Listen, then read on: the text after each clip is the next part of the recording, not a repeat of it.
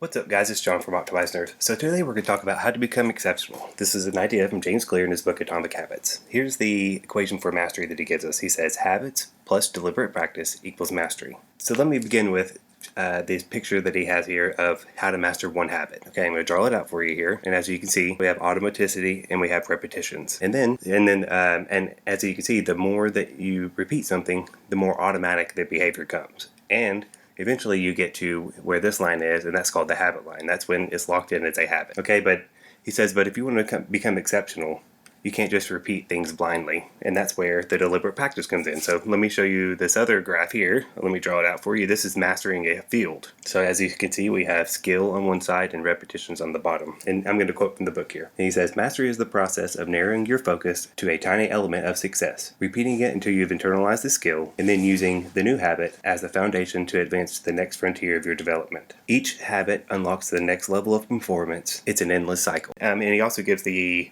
example of basketball. So let me draw that out for you here. But so as you can see with basketball, to master the field of basketball, a lot of us want to start here at the top, and that's how society sees basketball players is they're up there dunking and being awesome.